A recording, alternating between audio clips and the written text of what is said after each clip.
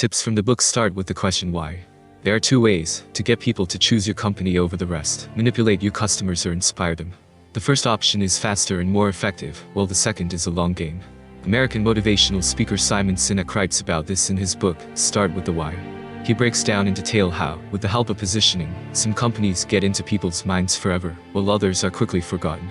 Recorded what the difference is. How companies manipulate. Manipulation is quick, easy, and relatively cheap. That's why company managers often manipulate instead of developing a long-term strategy and coming up with a brand mission. Here are the most popular types of manipulation: discounts and lowest price. Sell the cheapest, so they attract more customers. Gifts and bonuses. Giving something as a bonus to encourage people to buy their product. For example, choosing between similar phones, a person will buy the one which comes with a case as a gift. Playing on fear. Convince the customer that he would be bad if he will not use their product. Usually, medical clinics, medicine, health food, toothpaste and shampoo sellers abuse this trick. By scaring people with cavities, dandruff and other problems, manufacturers force them to buy the product. Dream work. They paint a beautiful future in front of the customer and say it can be achieved with a particular product. Take a step towards a better life, in 6 weeks you will be slimmer, and men will turn on you, and so on. Play on the fear of making a mistake. 4 out of 5 dentists recommend our toothpaste. We've been chosen by 2 million customers. It works because people are afraid of making a mistake. They subconsciously decide, as someone buys a product, it means it's good, and I should stop there. Playing on the desire to keep up with the times. Revolutionary solution, innovation in the smartphone world. New word in hair care. Such slogans help sell because they evoke a sense of novelty and coolness of the product. Why manipulation is not a good idea. All of these types of manipulation work great. But Simon Sinek argues that they don't build buyer trust and brand loyalty. It's a constant stressor for both the buyer and the company. The person who buys because of discounts, giveaways or manipulative advertising is forced to make the choice all over again every time. And the salesperson who makes that bet has to come up with more and more subtle ways to manipulate. One has to discount even more, develop more and more types of products, and scare even more. All of this leads to deals, not trust, writes Sinek. Manipulation doesn't build a relationship with customers, it just makes them buy. So this way of encouraging purchases is only appropriate if you're chasing short-term profits. How to inspire the customer. To explain how to build customer loyalty, Simon Sinek came up with the Golden Circle rule. The answer to the what, or what you do, question is the product itself that you produce. The answer to how you do it, is what sets your product apart from the rest. The answer to why you do it, is the mission of your company, the big goal you are striving for. Most companies, when marketing their product, start with the what question and don't answer the why question at all, Sinek writes. For instance, if Apple followed this principle, its advertising would go something like this. We make great computers. They have great design, and they're easy and comfortable to use. Don't you want to buy one? But Apple starts its marketing by asking why. Its ads read, whatever we do, we challenge society. We want to turn your consciousness upside down. We make products that are beautifully designed, simple and easy to use. And we make beautiful computers. Buy one of those. At the top of Apple's list is the company's mission, its purpose, and its character.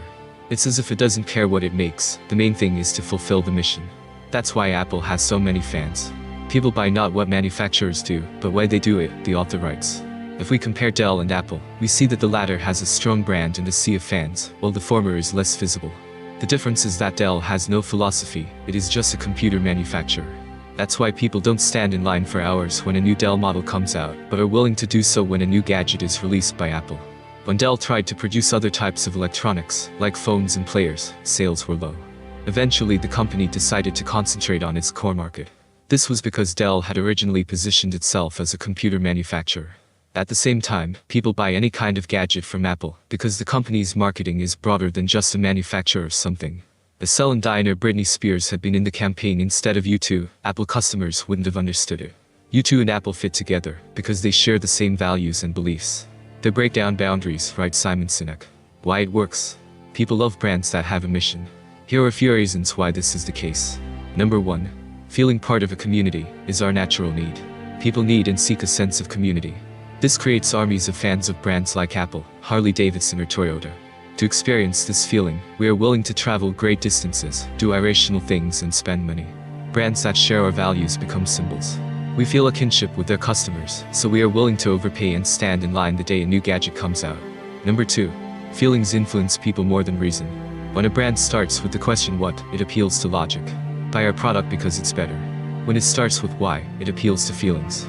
Buy our product because it fits your personality and lifestyle. If you hurt someone's feelings, he himself will think of arguments why he should buy your product. People are more often guided by intuition and emotion than by reason. Number 3. Loyalty saves time. Weighted decisions take more effort and time. The buyer has to compare features, analyze, think and choose for a long time. It's easier to like a particular brand and buy all its products without comparing them with others. Number 4. People like to impress. Owners of Apple laptops like to open them while sitting in an airport. The emblem with the biting apple is a symbol of who they are. This logo tells others about the person around them and characterizes their perception of the world. Would anyone notice if a person opened an HP or Dell laptop? No. Because HP or Dell are just computer manufacturers, not a symbol of a certain lifestyle. Create a mood around your brand, and people will start buying it. It's harder than manipulating discounts, gifts, or fears, but it's more reliable and profitable. Do you want to get even better? Just watch one of these videos.